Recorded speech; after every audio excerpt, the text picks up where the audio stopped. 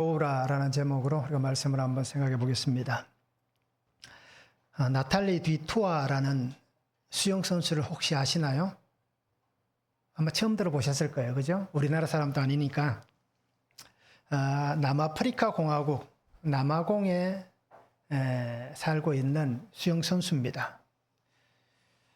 그래서 이 친구는 수영 유망주였습니다. 그래 14살 때부터 각광을 받기 시작한 거예요. 그런데 2001년도에 오토바이를 타고 이제 훈련을 다 마치고 오토바이를 타고 집으로 가는 길에 차가 와서 자신의 오토바이를 받는 바람에 왼쪽 다리를 절단을 했습니다. 그 수술을 여러 차례 받고 그리고 그 다리를 자를 때까지 여러 번의 수술을 받은 거예요. 근데 수술을 받아도 어떻습니까? 아프니까 견디기 힘들잖아요. 그래서 너무 힘들어 고통하는데 어느 날은 엄마에게 물어봅니다. 언제 또 수술 있냐라고 얘기하는 거예요. 그래서 뭐 또 얘기를 하다가 하루는 다리가 안 아프더래요. 전에보다. 그래서 다리가 안 아파서 보니까 왼쪽 다리가 이렇게 잘라져 나간 겁니다. 절단을 해버린 거예요. 자, 그런데 이 친구가 수영 선수라고 얘기하잖아요. 만약에 그 사고로 인해서 다리가 절단되고 그냥 그렇게 폐인처럼 살면 우리가 모를 거예요. 그죠? 남아프리카 공화국 산에서 지구 반대편에 있는 사람을 우리가 어떻게 알겠습니까? 옆집에 있는 사람도 잘 모르는데. 근데 이 친구가 좌절하지 않습니다. 다리가 한쪽이 없음에도 불구하고 끝까지 수영을 합니다. 그러다가 수영 선수의 꿈을 계속해서 이어갑니다. 그래서 원래는 이제 장애인 하계 올림픽이 끝나고 나면 패럴 올림픽이 이루어집니다. 그때 장애인 올림픽에 참여하는 것이 당연한 순서입니다. 근데 이 친구는 2008년 베이징 올림픽에 여자 수영 10km 마라톤 대회에 나갑니다. 그래서 10km를 수영을 해 가는 거예요. 정상인들과 같이 대결을 합니다. 25명이 참여를 합니다. 몇 위를 했을 것 같아요? 16위를 합니다.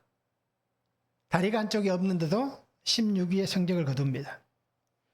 자, 이것을 가지고 사람들은 그 사람의 승리다. 이렇게 얘기를 합니다. 그런데 하계 올림픽이 끝난 다음에 장애인 올림픽, 패럴 올림픽에서 자기가 참여한 5개 종목에서 다 금메달을 땁니다. 그래서 이 사람은 인터뷰하면서 그런 얘기를 하더라고요. 인생의 비극이란 목표를 달성하지 못하는 것이 아니다. 달성할 목표가 없는 것이 진정한 인생의 비극이다. 목표 달성에 실패하는 것은 치욕이 아니다. 그러나 달성할 목표가 없는 것이 치욕이다.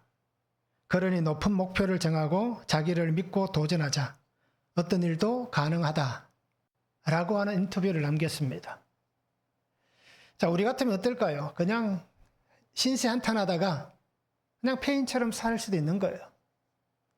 그런데 자신에게 주어진 이 비극을 어떻게 바꿉니까? 자신의 삶의 성공의 길로 바꾸는 겁니다. 누구든지 가능하다.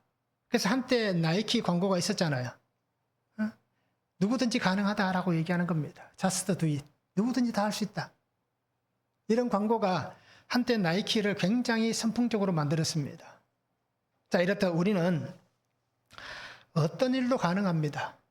무엇이든지 할 수 있습니다. 그러기에 오늘 우리 성도님들이 믿음의 목표를 가지시기 바랍니다. 나이가 중요한 게 아니잖아요. 우리가 드라마를 봐서 너무 잘 알잖아요. 나이는 그냥 숫자에 불과한 겁니다. 그래서 우리가 알듯이 광고 이미 얘기했지만 그 켄터키 있지 않습니까? 그 흰머리 할아버지. 그죠? 그분도 평생을 사업을 하고 실패하다가 언제 저걸 만들었습니까? 60이 넘은 나이에 닭을 튀겨서 성공을 했잖아요. 그래서 세계적인 브랜드가 되었습니다. 그러니까 우리도 충분히 다 할 수 있는 겁니다. 그래서 믿음 안에서 목표를 가지고 우리가 살아갈 수 있기를 원합니다. 바울은 그렇게 얘기하잖아요. 부르심의 상을 위해서 달려간다. 하나님께서 나를 부르시는 그 부르심의 상, 위에서부터 내게 주으실 그 상을 위해서 나는 달려가노라 라고 그렇게 고백합니다. 그러니 오늘 우리 성도님들도 그 고백 안에서 끝까지 포기하지 말고 좌절하지 말고 그렇게 가시기 바랍니다. 포기는 쉽습니다. 그런데 그 포기를 딛고 일어서는 것은 어렵습니다. 그런데 우리는 어떤 사람들입니까? 어려운 걸 할 수 있는 사람이잖아요. 누구 때문에? 예수님 때문에 할 수 있는 겁니다. 예수님께서 그 어려운 걸 나를 위해서 해주셨는데 우리가 그렇게 하면 안 되잖아요. 그래서 우리도 어렵고 힘든 것을 할 수 있는 그런 믿음 안에 사는 삶이 되기를 바랍니다. 자, 성경을 한번 보시기 바랍니다. 아시아에서 복음을 전하고자 하지만 예수의 영이 허락하지 않았다라고 말씀합니다.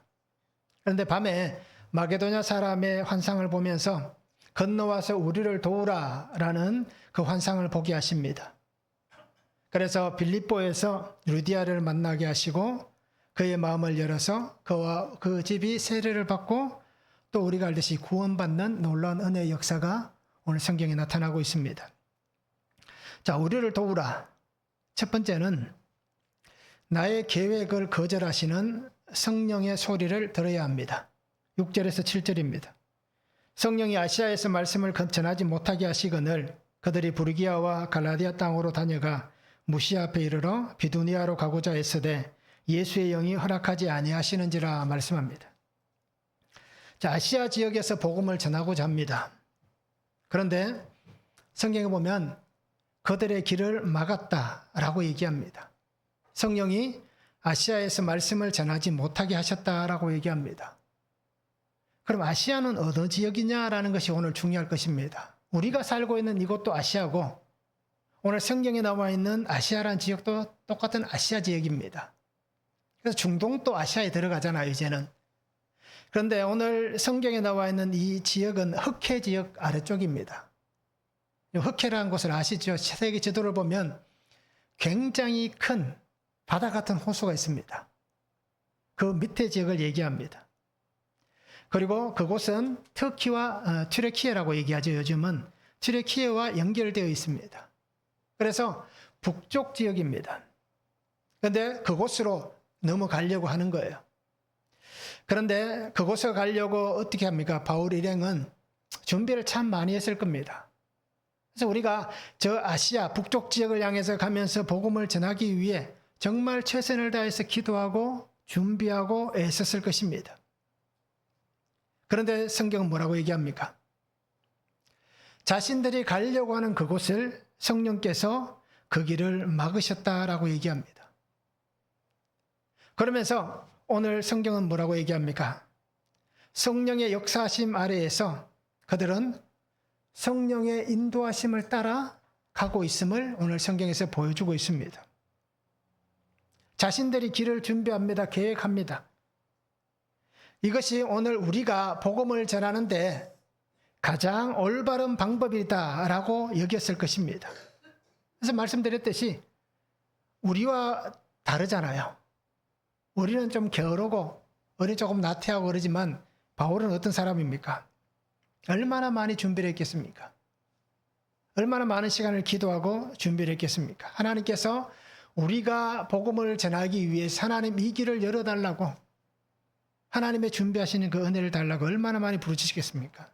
그러면서 확신했겠죠. 아, 이것이 우리에게 원하시는 예수님의 말씀이다. 확신했을 것입니다. 그런데 오늘 성경은 단호하게 얘기합니다. 성령이 아시아에서 말씀을 전하지 못하게 하시거늘이라고 얘기합니다. 자, 하나님의 계획은 다름을 보여줍니다. 내가 아무리 준비해도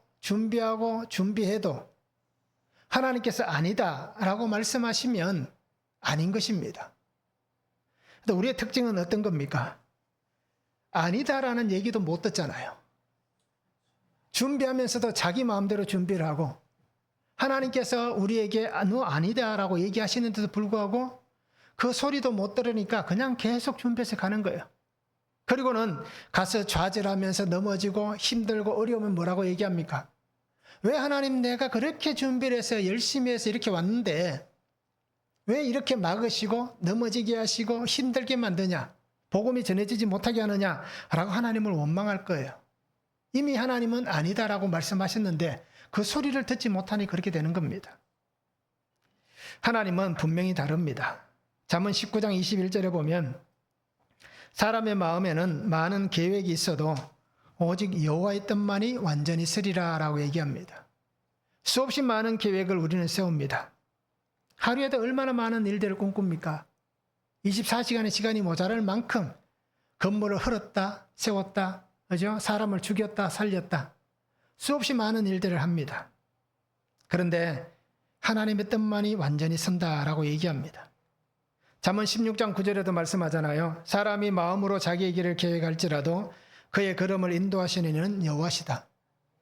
우리가 아무리 많은 길을 계획하고 준비해도 하나님이 원하시는 길은 따로 있다는 겁니다. 그 길이 내가 준비한 길과 맞을 수도 있고, 그죠? 그러면 감사한 일이지만 다를 수도 있다라는 것을 얘기하는 겁니다. 우리가 살아가면서 선택하고 결정하는 시간이 우리 앞에 있습니다. 그래서 우리는 항상 뭔가를 선택합니다. 항상 우리는 뭔가를 결정합니다. 우리는 그런 선택과 결정할 때에 무엇을 따라서 결정합니까? 무엇을 따라서 선택합니까? 선택의 기준과 결정의 기준은 무엇입니까? 주님의 소리를 듣고 예수님께서 나에게 하시는 말씀을 듣고 그 순종함으로 우리의 길을 결단하고 선택해야 되는데 저도 그렇지만 많은 사람들이 어떻게 합니까? 끝까지 자기의 고집을 피웁니다. 내 고집이 중요합니다. 그래서 내가 생각하고 계획하는 일들이 혹시라도 되지 않으면 어떻게 생각합니까? 사람들에게 나를 무시하느냐? 그렇죠? 그렇게 많이들 얘기하잖아요. 나를 무시하느냐? 너 같은 게 어떻게 내한테 이룰 수 있어? 라고 얘기하잖아요. 그러니 대부분 사람들은 끝까지 자신만 고집하는 거예요. 결국 그런 사람은 예수님의 사람이 될 수가 없는 겁니다. 내 고집이 아니라 예수님의 말씀으로 선택하고 결정하는 사람이 되는 겁니다. 우리가 아무리 좋은 것을 준비하고 그 길을 준비하고 간다 할지라도 하나님께서 내게 주시는 것보다 더 좋은 길이 있을까요? 하나님이 나를 인도하는 그 길보다 더 좋은 곳이 있을까요? 사람들은 내가 이 길이 최선이다라고 얘기하고 가지만 결국은 어디로 갑니까? 다 낭떠러지로 가는 거예요. 갈 때는 괜찮습니다. 그런데 그 앞에 서면 내가 살아왔던 삶이 다 이렇게 낭떠러지구나라는 것을 언제 깨닫습니까? 죽음의 문턱에서 깨닫게 되는 겁니다. 내가 죽으면 이 낭떠러지로 떨어지겠구나 라고 하는 것을 마지막 순간에 보게 되는 겁니다. 그런데 주님은 어떻게 하십니까? 우리가 낭떠러지로 떨어지는 그 길을 가게 하시는 것이 아니라 하나님의 영원한 안식처인 천국으로 우리를 인도해 주신다라는 겁니다. 결국 더 나은 길로 인도하시는 분은 하나님이신 겁니다. 그러면서 우리를 위해서 말씀하셨잖아요. 내가 너희를 위하여 처소를 예비하러 간다. 내가 있는 곳에 너희도 있게 하겠다라고 말씀하고 있습니다. 그런데 오늘 우리가 문제가 뭡니까? 저도 문제이고 우리 성도님들도 문제인데 문제가 뭡니까? 말씀이 들리지 않는다는 겁니다. 성경을 읽어도 이게 무슨 말인지. 그래서 우리가 아마 대부분 예전에 다 그렇게 생각해요. 지금도 뭐 그렇게 생각하시는 분도 있을 거예요. 우리가 굳이 이스라엘의 역사를 왜 봐야 되느냐? 그렇잖아요. 다 그렇게 얘기들을 많이 하실 거예요. 옛날 사람이 살아온 이 길을 우리가 왜 봐야 되느냐? 시대도 다르고, 그죠? 말도 다르고, 지명도 다르고, 이름도 읽기 힘든데 이것을 우리가 왜 봐야 되느냐라고 얘기하는 사람들이 많은 거예요. 말씀이 들리지 않으니 그럴 수밖에 없는 겁니다. 말씀의 뜻이 무엇인지 알지 못하니 그럴 수밖에 없는 겁니다. 결국 하나님의 뜻을 알지 못하면 하나님 없는 삶을 사는 인생이 되는 겁니다. 그러면서 생각하기를 나는 잘 살고 있다. 나는 괜찮다. 나는 안전하다라고 얘기합니다. 그런데 실상은 어떻습니까? 안전하지도 않고 잘 살지도 않고 평안하지도 않은 겁니다. 그래서 제가 지난번에도 말씀드렸듯이 요즘 광고에 나오는 거 보니까요. 그 불안장애로 약을 먹는 그 광고가 나오더라고요. 근데 그 광고 밑에 보니까 7초마다 하나씩 팔린다라고 얘기하더라고요. 약병이. 그럼 얼마나 많은 사람들이 불안장애로, 불안으로 살아가는지를 분명히 보여주는 겁니다. 그래서 오늘 우리는 혹시라도 내가 계획하고 결정하고 선택한 길을 걸어가다가 하나님께서 나를 막으시는 그 소리가 우리에게 있다면 분명히 그 소리를 잘 들으시기 바랍니다. 그리고 하나님께서 내게 하시는 말씀대로 우리가 삶의 길을 돌이키고 방향을 돌이켜서 정말 주님과 함께 그렇게 살아갈 수 있는 삶이 되면 좋겠습니다. 한번 적용해 보시기 바랍니다. 혹시 막히는 일들이 있습니까? 거절당하는 일들이 있습니까?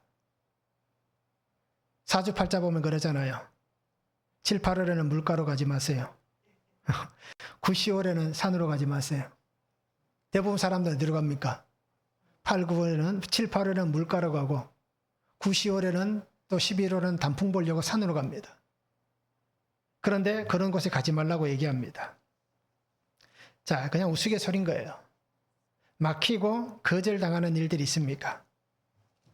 왜 막혔다고 생각합니까? 왜 거절당한다고 생각하십니까? 한번 적용해 보시기 바랍니다. 나에게 말씀하시는 소리가 있습니다. 그 말씀 잘 듣고 있습니까? 어떻습니까? 잘 들립니까? 성령의 인도하심을 깨닫고 있습니까? 그냥 매일 사는 게 오늘도 눈 떴으니까 어쩔 수 없이 산다. 배고프니까 그냥 어쩔 수 없이 살려고 먹는다. 그렇게 생각하진 않습니까? 성령의 인도하심을 깨닫고 있는지, 그래서 나에게 말씀하신 소리가 있는지, 그 말씀을 잘 듣고 있는지 우리가 한번 적용해 보시길 바랍니다. 두 번째는 말씀대로 적시 적용해야 합니다. 8절에서 10절입니다. 무시아를 지나 드로아로 내려갔는데 밤에 환상이 바울에게 보이니 마게도냐 사람 하나가 서서 그에게 청하여 이르되 마게도냐로 건너와서 우리를 도우라 하거늘 바울이 그 환상을 보았을 때 우리가 곧 마게도냐로 떠나기를 힘쓰니 이는 하나님이 저 사람들에게 복음을 전하라고 우리를 부르신 줄로 인정함이라 말씀합니다. 자, 하나님의 인도하심을 따라서 바울과 그 일행은 오늘 성경에 보니까 드로아로 내려갔다라고 얘기를 하고 있습니다. 이 드로아는 지금으로 얘기하면 터키 쪽입니다. 그래서 옛날 트로이 목마라고 아시잖아요. 도시국가였던 트로이, 그 지역을 얘기합니다. 자, 이곳에서 보면 에게해를 바라보는 거예요. 지중해 위에 그리스 쪽에 있는 에게해입니다. 그러면서 이들이 드로아에서 바라보는 것은 바로 이 그리스, 그리고 마게도냐, 그 지역을 같이 바라보는 거예요. 자, 그런데 그 밤에 하나님께서 바울에게 환상을 보여주십니다. 그 환상으로 사명을 말씀하시는 거예요. 마게도냐 한 사람이 서서 얘기하는 거예요. 건너와서 우리를 도우라 라고 얘기를 하고 있습니다. 이 마게도냐의 환상은 하나님께서 이 복음의 길, 그렇죠? 이 복음의 길을 바울이 원했던 아시아가 아니라 지금의 유럽으로 방향을 트시는 그 놀라운 사건이 되는 겁니다. 그래서 이 복음이 유럽으로 넘어가서 결국 어떻게 됩니까? 돌고 돌아서 지금 아시아 지역을 돌아서 다시 그 지역으로 가고 있는 겁니다. 자, 그런데 정말 하나님께서 원하시는 것이 무엇인지를 깨닫고 안다면, 그 환상을 통해서 말씀하시는 것이 무엇인지를 분명히 인식할 수가 있는 겁니다. 그래서 바울은 마게도냐로 떠나기를 힘쓰는 거예요. 그래서 어떻게 보면 그때 당시에 배로 넘어가잖아요. 그런데 보통 그 에게해를 건너가는데 시간이 이렇게 지역을 건너서 지역을 다니면서 또 그 바다를 건너고 그 지역까지 가는데, 빌립보까지 가는데 보통 5일 정도 소요가 된다고 얘기합니다. 그런데 오늘 성경에 나와 있는 이 시간을 보면 학자들은 얘기는 그렇습니다.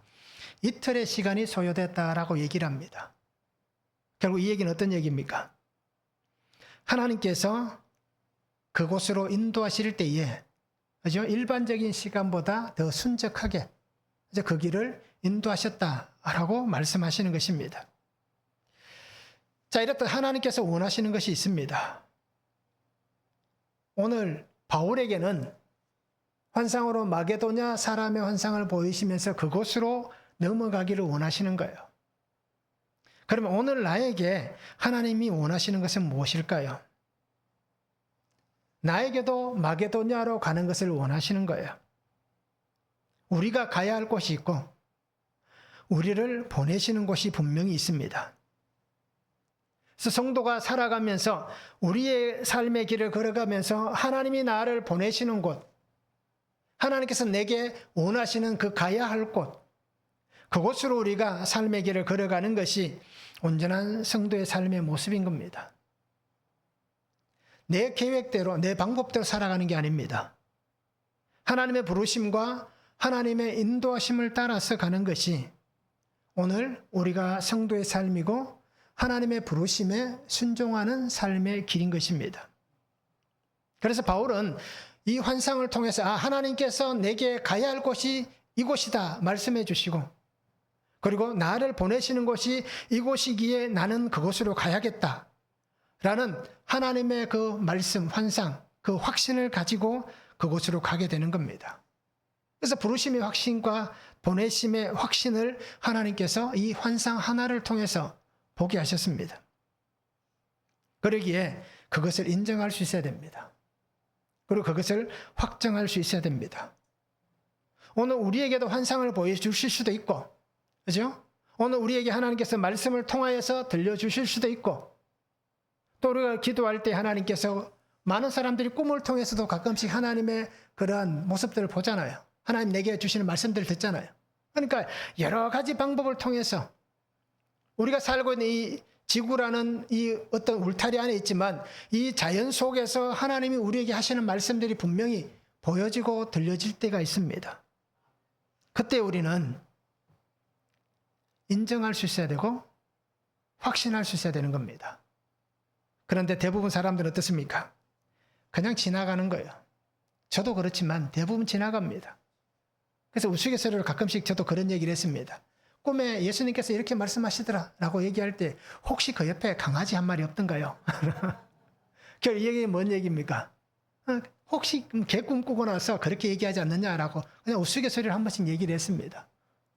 우리는 잘 믿지 못합니다. 인정하지 못합니다. 확정하지 못합니다.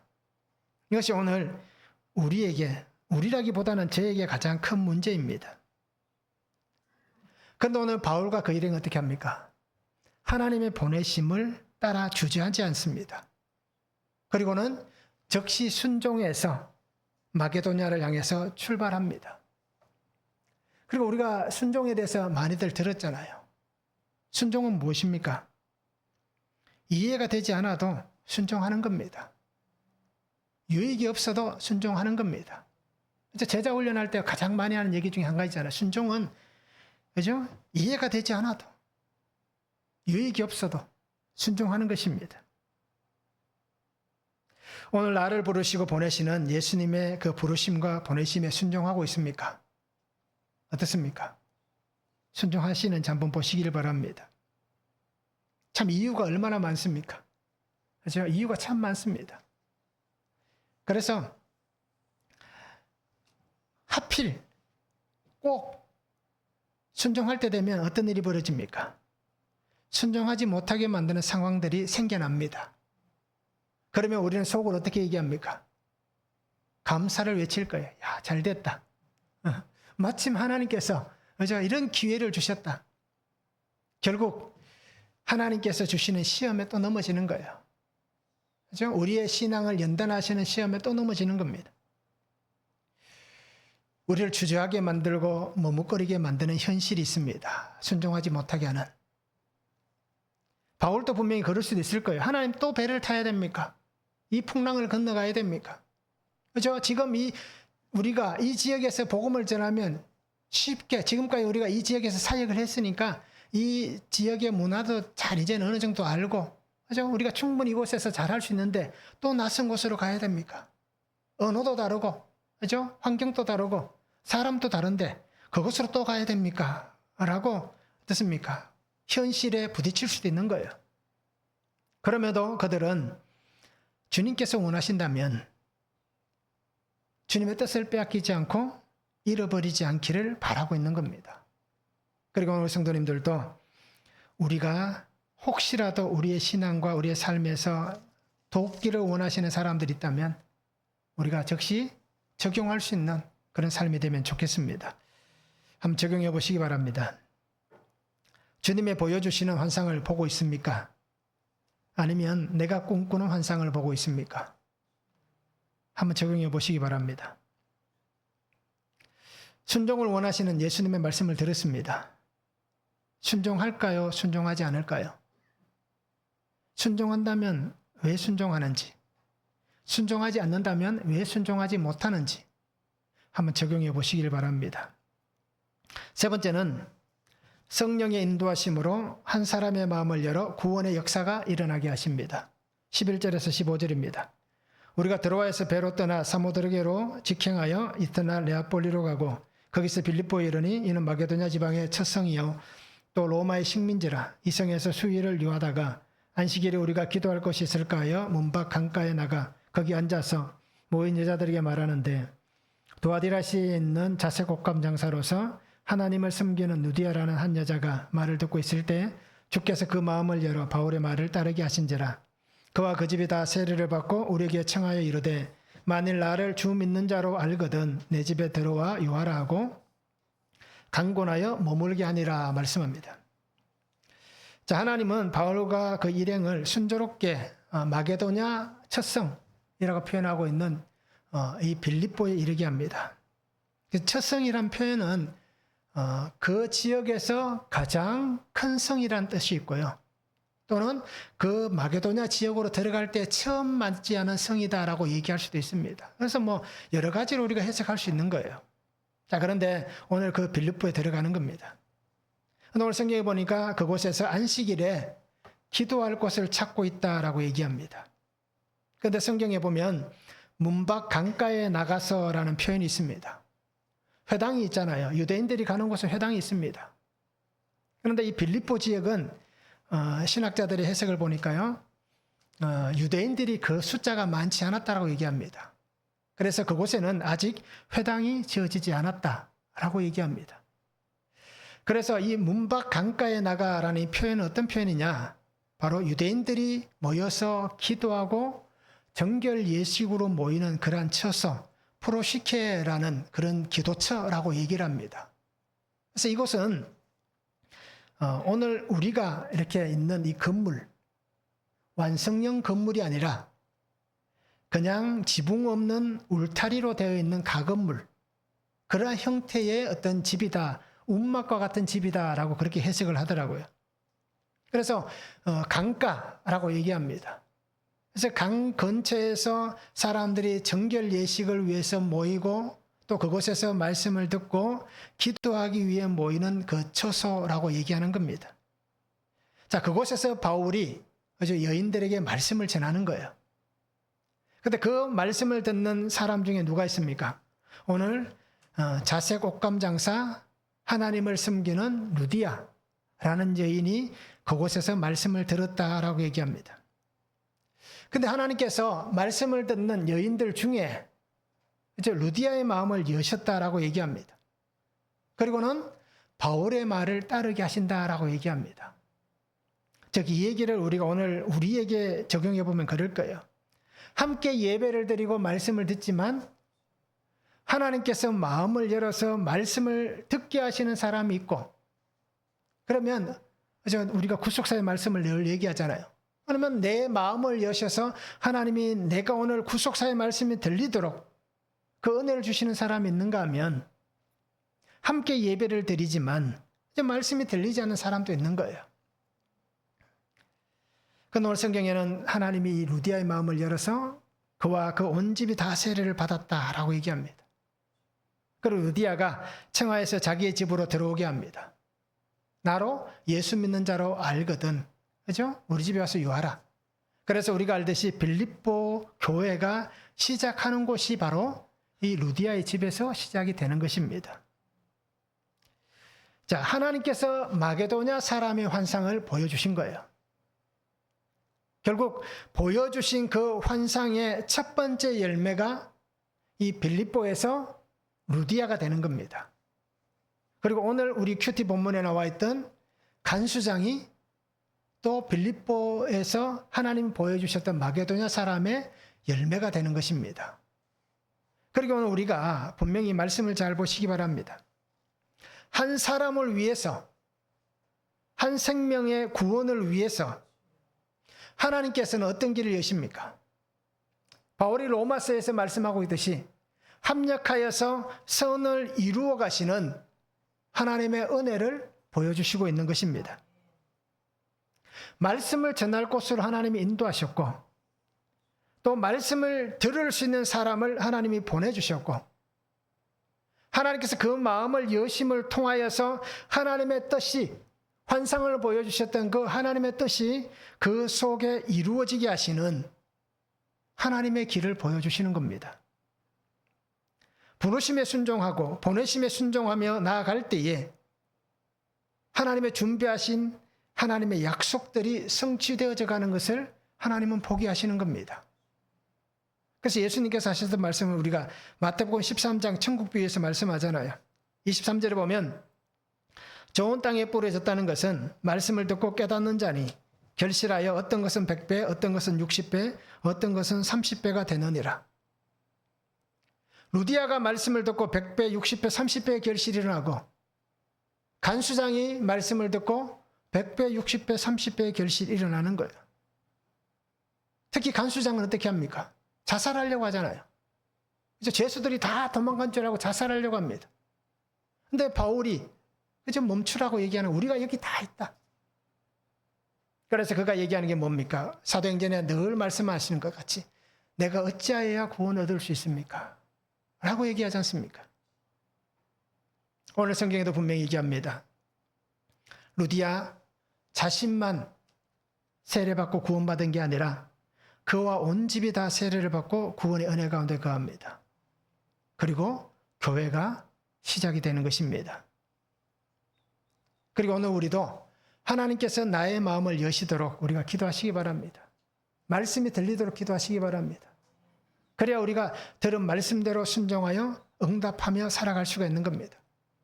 말씀이 들릴 수 있도록, 귀가 열릴 수 있도록, 마음이 열릴 수 있도록, 우리의 영이 열릴 수 있도록 우리가 기도하시기 바랍니다. 주님의 약속하신 이 은혜 안에 사는 것이 축복입니다. 반대로 얘기하면 어떨까요? 약속의 복을 따라 살지 않으면, 아니면 그냥 이 약속의 복을 나 혼자만 가지면 그것은 죄가 되는 겁니다. 그리고 오늘 우리는 예수님의 부탁, 예수님의 명령을 한번 기억해 보시기 바랍니다. 예수님 뭐라고 얘기하셨습니까? 땅끝까지라고 말씀하셨습니다. 모든 족속이라고 얘기하셨습니다. 근데 오늘 우리는 어떻게 합니까? 예수님 아닙니다. 나 혼자만 하면 됩니다. 그죠? 나만 하면 됩니다. 나만 잘 살면 되고, 나만 건강하면 되고, 나만 평안하면 됩니다. 라고 하는 우리의 모습입니다. 성경은 계속해서 얘기합니다. 말씀을 들은 사람들은 나라고 얘기하지 않습니다. 혼자라고 얘기하지 않습니다. 말씀을 들은 사람들은 나가서 우리라고 얘기합니다. 그래서 오늘 우리가 보았던 유대인들 중에 예수님을 만난 사람들, 또 우리가 보았던 고넬료, 또 오늘 우리가 본 이 루디아, 이들은 다 같은 마음과 같은 삶의 모습을 보여주고 있습니다. 그들이 보여주는 것은 무엇입니까? 내가 말씀을 듣고 내가 구원받고 내가 은혜 받았으니 나 하나로 충분하다. 나로 만족한다. 더 이상 다른 사람들은 자리 없다. 다른 사람들에게 이 좋은 것을 줄 수 없다. 라고 얘기하는 것이 아니라 내가 받은 이 은혜, 내가 받은 이 생명, 내가 받은 이 구원을 자신과 그 집과 모두에게 전하는, 그래서 어떻게든 말씀을 듣는 자리에, 은혜 받는 자리에 함께 참여하게 만들고 함께 주님의 은혜를 보게 하시는 것입니다. 근데 우리의 가장 큰 문제는 무엇입니까? 나의 가장 큰 문제는 무엇입니까? 나 하나만을 생각하는 겁니다. 그래서 오늘날 사회는 어떻습니까? 개인주의의 사회가 됩니다. 그래서 제가 어릴 때, 젊을 때만 하더라도, 지금도 그렇게 하고 있지만, 이렇게 만약에 밥을 먹는다. 그죠? 아니면 어디 가서 차를 한 잔 마신다. 이러면 저희들 항상 그렇게 살았잖아요. 그때는 다 없으면서도 늘 그랬습니다. 어떻게 합니까? 친구들과 밥 먹고 차 마시고 이런 것들은 어떻게 합니까? 항상 그때 돈이 있는 사람이 다 내는 거예요. 그게 저희들이 젊을 때나 지금이나 마찬가지입니다. 근데 요즘 친구들은 어떻습니까? 다 개인주의더라고요. 그냥 내가 먹는 것은 내가 계산하는 것. 그게 어떻게 보면 괜찮은 방법일 수도 있는 거예요. 그런데 오늘 우리가 사는 삶에 어떻게 보면 너무 개인주의자가 되고, 그죠? 너무 혼자만의 세상이 되는 겁니다. 그러기에 오늘 우리는 이 나 혼자만이라 하는 이것을 어떻게 보면 신앙으로 사는 사람들은 우리라는 것을 좀 바꿀 필요가 있다라는 겁니다. 그래서 오늘 우리 성도님들이 이 가장 큰 문제, 개인주의적인 삶을 좀 벗어낼 수 있는 그런 우리 시간이 되면 좋겠습니다. 말씀이 없으면, 구속의 말씀이 들리지 않으면 우리는 하나님의 은혜를 제한시킵니다. 하나님이 내게 주시는 그 은혜를 파괴시킵니다. 그러면서 우리는, 그죠? 괜찮다라고 생각하는 거예요. 나는 신실한 사람이다. 나는 말씀대로 순종하는 사람이다. 라고 얘기하는 거예요. 그런데 어떻습니까? 아마 많은 사람들이 윗선으로 살고 있을 거예요. 거짓으로 살고 있을 거예요. 아마 제가 가장 그런 사람일 것 같아요. 말씀을 준비하고 또 시간을 지나면서 이렇게 생각해 보니까요. 목사가 제일 윗선이 많은 것 같아요. 그렇지 않겠습니까? 사람들을 만나는 일이 많고 또 대접받는 일들이 많아요. 그런데 제가 곰곰이 생각해 봤습니다. 만약에 내가 목사가 아니었다면 사람들에게 이렇게 대접을 받을 수 있을까라고 생각해 봤습니다. 그럼 어떨까요? 쳐다도 안 보겠죠. 그죠? 그냥 평민인 나를 누가 쳐다보겠습니까? 그냥 있으나 마나 다 지나다닐 거예요. 그런데 목사이기 때문에 사람들이, 그죠? 대접을 하고 또 그렇게 하는 거예요. 자, 그러면서 지금까지 제가 지나왔던 시간들을 곰곰이 따져보니까요. 위선이 참 많은 것 같습니다. 거짓이 많고. 그런 삶을 살면서도, 나는 괜찮다. 신실하다. 라고 여긴 겁니다. 그러니까 오늘 우리 성도님들이 그런 마음과 그런 삶이 오늘 나에게도 있다면 우리가 거짓을 좀 벗으시기 바랍니다. 위선을 좀 벗으시기 바랍니다. 그러면서 솔직하고 정직하게 그렇게 우리가 살아갈 수 있는 삶이 되면 좋겠습니다. 그래서 힘들면 힘들다라고 얘기할 수 있고, 이제 아프면 아프다고 얘기할 수 있고, 감사하면 감사하다라고 얘기할 수 있고, 또 관계가 있잖아요. 성도들끼리 나 이런 일 때문에 너한테 기분 나쁘다.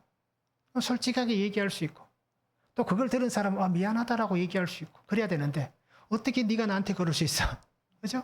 그런 얘기하면 죽일 듯이 달라드는 그런 모습들을 이제는 우리가 좀 벗어낼 수 있어야 되지 않는가라는 겁니다. 그래서 어느 교회 목사가, 그죠? 우울증이 있다라고 얘기하겠습니까? 어느 교회 목사가 폐쇄 공포증이 있었다라고 얘기합니까? 어느 교회 목사가 공황장애가 왔었다라고 얘기합니까? 아무도 얘기하지 않잖아요. 그런데 똑같은 사람이잖아요. 그런 힘든 일이 있으니까 공황장애가 오는 거예요. 저도 오는 거예요. 견뎌내서 지금 많이 좋아졌지만, 약을 안 먹고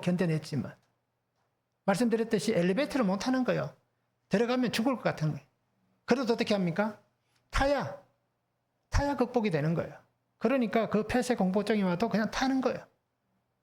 우울증은 아마 여기 계신 분들 다 우울증이 있을 거예요. 검사해보면 다 우울증일 거예요.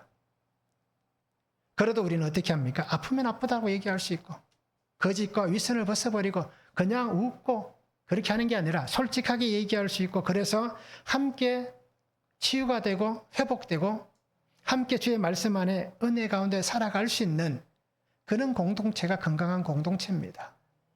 그러기에 우리 성도님들이 주의 말씀 안에서 성령의 인도하심을 따라 우리를 도울 수 있는 것, 서로를 도울 수 있는 것은 바로 그거밖에 없는 겁니다. 그래서 양육을 받으라고 얘기하는 거고요. 그리고 모임을 하자라고 얘기하는 이유가 바로 그겁니다. 그래서 오늘 우리 성도님들이 수고와 헌신의 삶을 살아가면서 정말 예수님 앞에서 선하고 온전한 그런 믿음 안에 살아가는 삶이 되면 참 좋겠습니다. 한번 적용해 보시기 바랍니다. 말씀이 들리십니까? 구속사의 말씀이 들리시는지 한번 적용해 보시기 바랍니다. 나의 마음을 여시는 주님께서 내가 하기를 원하시는 일은 무엇입니까? 예수님께서 내 마음을 열어서 무엇을 하기를 원하십니까? 한번 적용해 보시기를 바랍니다. 오늘 우리는 하나님의 말씀대로 즉시 순종할 수 있어야 됩니다. 그리고 길을 여시는 분도 하나님이시고 그 길을 인도하시는 분도 하나님이시고 혹시 길을 막으신다면 그 길을 막으시는 분도 하나님이십니다. 왜 그럴까요? 한 생명이 천하보다 귀하기 때문입니다. 그래서 우리는 이 복음, 구원을 위해서 끝까지 인내하고 희생하고 헌신하면서 주님의 이 아름다운 뜻을 이루어갈 수 있는 그런 삶이 될 수 있기를 주님의 이름으로 축복합니다. 사랑의 아버지 하나님, 오늘도 우리에게 주신 말씀을 바라보고 그 은혜 앞에 나아갑니다. 주님 주실 말씀을 의지합니다. 주의 말씀 안에서 신실하게 살기를 원합니다. 아버지 하나님, 힘을 주시고 능력을 주시고 은혜를 주시옵소서. 그래야 항상 주님과 함께 살아가게 하시고 주의 말씀 안에 살아가게 하시고 주의 말씀으로 우리의 삶을 살리시는 사랑하는 주님 앞에서 신실하고 정직하고 깨끗한 믿음이 되어 살아가게 하여 주시옵소서. 우리를 도우라라고 말씀하시는 그 말씀 앞에 즉시 순종하고 응답하여 나아간 바울같이 오늘 나의 삶을 통하여서 나의 고난과 나의 힘듦과 나의 아픔이 하나님 사용하시는 약재료가 되어서 함께 살아가는 삶의 자리에서 힘들고 어렵고 또 고통하고 신음하는 그 한 사람을 살려낼 수 있는 귀한 약재료가 되는 삶이 되도록 아버지 하나님 축복하여 주시옵소서. 감사를 드리며 예수님의 이름으로 기도하옵나이다. 아멘.